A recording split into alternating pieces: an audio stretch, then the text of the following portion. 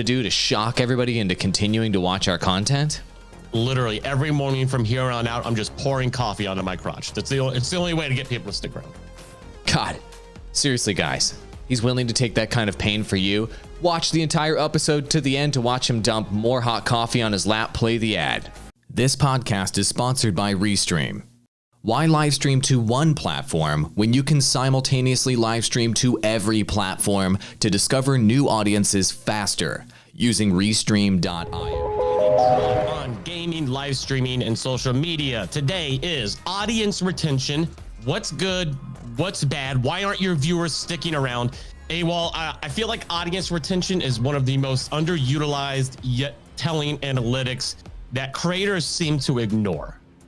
That's absolutely true. I think, obviously everybody's got to get the click, right? You got to get people to click that piece of content. Otherwise, they can't actually watch the video, and then audience retention doesn't matter. So everybody focuses on clicks, clicks, clicks. How do I get that clickbait? How do I get that thumbnail? How do I get that title? How do I get people in there? And then once they arrive, what are you doing to keep them around? What value are you providing? What tactics are you using to get them to stick around? That's what we're going to be talking about in today's episode to really bump up your performance. Ross, I want to kick it over to you first, actually, because we're not only going to talk about YouTube today, we're also going to be talking about streaming and social media. And so I'm going to kick it over to you because on Twitter, you obviously have an insanely successful Twitter account and you're doing a podcast there, and you need to retain viewers' attention over time. You need to get them to come back to multiple posts, and you need to keep them sticking around on your account. So how do you do that? It's more than just doing exciting moments in your videos and quick edits. We're talking more about how to get people to stick around, love your brand, love who you are, and keep coming back for more. If you can get people to do that, no algorithm can stop them, right? So Ross, how did you create that insane loyalty to get people to come back to VGF Gamers, to get billions of impressions every single year on your Twitter brand? It's actually pretty much the same rule of thumb that I've been using for 8 years now. It's give them the most information, give them all the valuable information just right up front. Whether if you're posting just a regular tweet, if it's a video, make sure they're getting everything they need right up front. Because in order to get people to come back, as any popular content creator or streamer, anyone will tell you, is you have to have the trust of your audience. If your audience doesn't trust you, they have no reason to stick around and watch what you're doing. They have no reason to click and read on any of your posts or anything like that. They have to legitimately trust you as a source, whether that's, a source for news, a source for education, a source for just strictly entertainment. They have to trust you. And from what I've learned from a social media standpoint, which is obviously a little bit different from live streaming, is give them everything. Just right up front, just give them everything. Don't bullshit. Don't try and make it cute. Don't try and do something to just grab their attention, like spilling coffee on yourself. No, just give them the information. That's what the people want. They don't necessarily care about you. They care about your product. So don't make it about you. Make it about the message. Give them everything up front. That's been my secret to success over the last 8 years. Give your audience as much value as possible, as quickly as possible, without all the rigmarole. That truly makes sense. And we talk about this, how cringy it is. If, for example, when you're watching a YouTube video and before they even start the content, they tell you, hey guys, be sure to subscribe and be sure to like, and it really helps me out. And, you should check me out on Twitter and Instagram. And then you hear the famous line that destroys audience retention and kills audience retention babies for a living. It's evil. And without further ado, let's get into the video. Why was there any further ado at all on your content?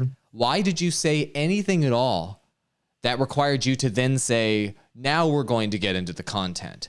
The only exception there should be to that is if a sponsor is paying you to have the pre-roll spot on the beginning of your content, and you're playing their ad, then okay. They paid to have that territory at the beginning of your content, but outside of that, there shouldn't be any further ado. You should get straight into the content. Notice when we start our episodes here on the Digital Drop Podcast, Ross starts out with today's episode, how do you get people to stick around and watch your videos? AWOL, say something right now, the value. Like, that's our format every time. It's like, here's the topic, everybody. You clicked for the right thing. Now, AWOL, say something that is exactly that. And then I say something that is exactly that. There's no BS. We don't start out by saying something like, go listen on Apple Podcasts and give us a 5-star rating. That would really help us out. And Ross, I heard that your cat is cute. Tell us more about your cat. You just get straight to the value. You get straight to what they clicked for. And then your audience will stick around and actually like you because you're not wasting their time. That completely makes sense. Yeah, we don't and I do this on my podcast too. I don't even open it. I don't even introduce her. I don't even give that, hey, it's Ross. Thanks for watching. No, I just right into the topic. Just start talking about it. Nobody cares who you are. I hate to say it yet. You can get to a level where people will care who you are, but if you're just starting out, even if you're a mid-tier streamer, they are there for the content. They are not there for you. It's like Awol said, they're not there for your cute cat. They're not there, to hit like and subscribe and everything, which, by the way, the only thing that you need to know of why that doesn't work is when you're looking up a video on YouTube and they don't even get into it to the first 30 seconds. First of all, you're not even making it to that 30-second point mark. You're out at there at 10 seconds. And then these same content creators will turn around and do the same exact thing on their channel. Just because a lot of people are doing it doesn't mean it's right. And in this case of audience retention, all you have to do is think for a little bit, and it's just certainly it's not right at all. But I wanted to bring up hey, can you do your screen share again, Ross? It knocked off our alignment on all our stream. Yeah, and another thing to bring up is you want to add as much visual variety. Hi, I'm switched to a new camera shot here for our show. You want as much visual variety as possible during your content. And that's why you see a lot of people do, quick cuts and what have you in their videos where they're talking direct to camera. They'll do punch-ins, they'll do side punch-in, they'll do left punch-in, they'll do right punch-in. Cool, it's fixed now, Ross. And they're trying to add visual variety with a one-man show. And so the reason why having multiple people hosting content increases retention is that I can add a lot of visual variety. Hi, I'm here in my studio. Hey, there's Ross. Hey, there's Awol. Hey, there's Perrin. And we can also show content on our screens to add visual variety in real time. And so adding visual variety, not just having a talking head talk direct to camera the whole time, switching it up every 3 to 10 seconds, unless somebody's on a rant, really increases retention significantly. So those of you out there that are making content, you can bring in guests. Then in switching between your two faces talking about the topic is huge. Don't just put your two faces on the screen side by side talking to each other the whole time. Punch between the two subjects. Also, another tip is obviously if you can show, any sort of visual elements on the screen, punch those in every 3 to 5 seconds as much as you can, and that will increase retention as well. Visual variety triggers people, and if you can play music and constantly switch up the music throughout your content the whole time, change tracks 5, 6, 7, 8, 9, 10 times during your video, that does increase retention along the way. And having cool animations that give you a cooldown in between shots can also help. These are best practices that we use. Like right now, Ross, back to you. Right here. Yeah, okay, so first of all, one of the things that I've heard is, and I think you pretty much just confirmed this, the first 15 seconds are when viewers are most likely to drop off, correct? It depends on the platform, but yes, first 15 are critically important. On some platforms, it's the first 3 seconds, like Twitter and like Facebook in particular. 3 seconds are all you get. Instagram as well. But the first 15 seconds on YouTube in particular, critically important. And the first 15, I'd say, on streaming platforms like Twitch, DLive, Facebook, and what have you, Facebook Gaming, 15 seconds is about all any viewer is going to give you, Ross, just like you're saying, to actually see whether you're worth your salt. And so if you're not telling them what value they're going to get on the episode within the first 15 seconds, they're out of here because they have millions of pieces of content to go look at, right, Ross? Quite literally. And it's just going back to what you just said, and this is why it's so important, and maybe this will help people understand why you have to get their attention so quickly. This probably hasn't always been the case. This probably didn't start becoming really a thing until 2010, 2012, around that time, because there is so much content out there. Think about what you're doing on Twitter and Instagram. Number one, you're maybe only actually reading 1 out of every 10 tweets on your timeline. The rest is literally you scrolling. That is how much you're trying to digest information. When there are billions and billions of videos on YouTube, hundreds of thousands on the same topic, your potential audience has the choice to watch your video, which they somehow found and clicked on. And if you're taking 15 seconds, if you're taking 5 seconds to get to the point, get to the topic, they have, 99,999 other videos that they can, on the same topic, that they can go choose from. That the integral part is 100% at the beginning. So let me ask you this, AWOL, because we're talking about how to get there. What is a good audience retention number percentage for YouTube? Is it 25% of your video watched? Is it 50%? What's the average, and what should people's goals be? That's a great question. So it's all going to depend on the length of the video. So let me do a little bit of a rant and explain the concept. Everybody take out a pen and paper or take notes on this, because I've relentlessly studied the YouTube algorithm for the last 10 years. There's a debate between two different concepts, Ross. One of them is average view duration. So the raw number of minutes and hours that somebody watches your content versus the percentage, the average view, the average percentage viewed. And so what is more important, having a raw giant number of minutes that somebody watches, or having a higher percentage of your total video that people are watching? And the answer is, and this came directly from YouTube in an article they published in June 2020. So this is fresh information straight from the horse's mouth. It turns out that both of them matter almost equally, actually. Ooh. And so what does this mean? So you're like, hold on. I wanted a clear answer, AWOL. I wanted you to say minutes watched was more important, and I wanted to say average view duration is more important. And at the end of the day, both matter because they have a quality rating that they do for every piece of content. And part of that quality rating and viewer satisfaction rating that they have is how long they watch the content and what percentage of the content that they're watching. That lets people know lets YouTube know what the viewer satisfaction is. So generally speaking, across the board, you're going to want to retain your viewers at least 50%, generally speaking. If your content is much shorter, if your content is 3, 4, 5 minutes long, you need to be up in the 60, 70% retention range. You need to be way above 50 if your content is short. If your content is much longer, like 30 minutes, 1 hour, 2 hours, 3 hours, having a retention above 40%-ish is relatively healthy. So just to simplify that, if you hit 50% retention and you do content that is hours long, you're amazing. If you hit above 75% retention and you have shorter form content, you're money. Like, your content is really satisfying viewers. And what you really want to do is you want to maximize the number of viewers that are watching all the way to the very end of your content, to the very end, where they're not clicking the X button or clicking another piece of content before they leave. This is another indicator that YouTube looks at to understand viewer satisfaction, where they drink that coffee to the last frickin' drop.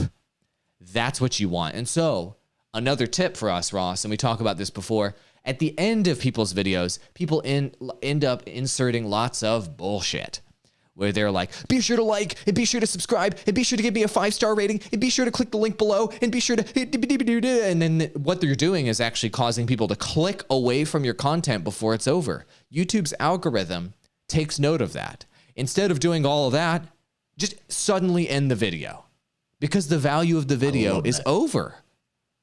When the value of the video is over, the video should be over. None of your bullshit should be there. Take the bullshit out and respect people's time.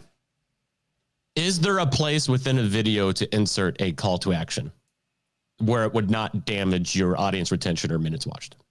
Absolutely. So about 60 to 70% into a video is a great time to do your call to action for that video, because most of the people that are listening and at that point are going to be there to the end of the content, like all of you guys that are watching right now. So for example, if any of you guys are live streamers out there, you probably want to use restream.io. And so we've got a link in our description and in our profiles. If you want to use restream.io to restream on every platform, we're currently live on Trovo, Twitch, DLive, Facebook, Periscope, YouTube. It's the fastest way to grow your audience as a live streamer. And you can get 25% off with code DROP25, DROP25 with no space. That's DROP25 with no space. Back to the show. So I just did our call to action there toward the end of the episode, but not at the end of the episode, Ross, because the viewers that are sticking around right now, you're still here, right, viewer? It's because you're already hooked on the content, and you're fine if we take a quick ad break to pay for the show. Whatever, that's not a big deal, and we can get back to it. So that's a great place for a call to action, not the very, very, very end, because by the very, very, very end of your episode, all the value has expired. All the value is over, and there's no reason for anybody to stick around at that point, and so they're not even going to hear your call to action, and it's just going to damage your video. Does that make sense? That makes perfect sense. And just kind of going back to what you said, by the way, just a reminder to everybody that it is 2020. You don't have to remind people to subscribe to you. You don't have to remind people to hit that notification bell. They are aware of how to do it. Reminding them it's literally kind of pointless at this time. But another question I had, and you kind of hit on this, and this could maybe just be a yes or no answer. Your minutes watched and your audience retention do affect your place in YouTube's algorithm, correct? Yeah, of course. So the number one factor in how you rank in YouTube's algorithm is still your click-through rate. And so that's going to be initializing those clicks, those titles, those thumbnails are going to trigger, and the topic research that you did is going to be the number one factor. The number two factor after that is viewer satisfaction and the quality ratings related to that particular type of content. And the number one and number two indicators of quality is the number of minutes watched that your video generates per viewer and the percentage viewed per video. And so YouTube says, okay, I'm going to serve content that gets clicks. Number one. Okay. Then step two, how long are people watching? Okay. And then everything else is more or less irrelevant in comparison to those two things. If somebody clicks your video a lot and then they watch the whole darn thing, it doesn't matter how many people like, it doesn't really matter how many people comment. It doesn't matter how many people subscribe. It doesn't matter how many people go back and rewatch part of it, whatever it is. Like, YouTube realizes that's a quality piece of content for that particular topic, and I'm going to give that video a lot more impressions. Ooh, I like it. Now, is there ever a case, and this is actually a question that I've gotten before, is there ever a case where when you put up so much information up front that your audience gets all the answers they need and they don't finish watching the video? Is there a situation where actually putting all your information up front can be damaging? I'm talking more or less on YouTube, not necessarily social media. Yeah, that's a good question. So I guess I would say this. If your content is so shallow that you can say all of the value in the first minute of your content, and then there's no reason to watch the rest of the VIST. And so what you should do is just make a piece of content that's only like 2 minutes long in that case. Like, if you're just trying to fill time to hit the 8-minute mark now to get your mid-roll ad on there, then your content is weak, and it could be much better. Instead of putting a bunch of fluff in your video to really fluff it out and to get more minutes viewed, you should just focus on getting a lot of 100% average percentage views on the video and getting people just to go all the way through and get an insanely high average percentage view on a couple minute long video. Videos like that do take off on YouTube. You don't have to have a super long video for it to take off on YouTube. There are videos that get millions of views like that. And YouTube is happy to throw that little candy at viewers in the suggested algorithm too. You're watching one video. So like, for example, we talk about how YouTube understands where you are and what device you're watching content on, right?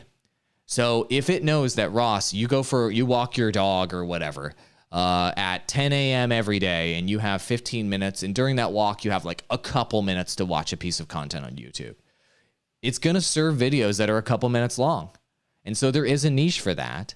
And videos like that can get suggested like crazy if they have a high click-through rate and they have a high average view duration, because YouTube is trying to satisfy viewers.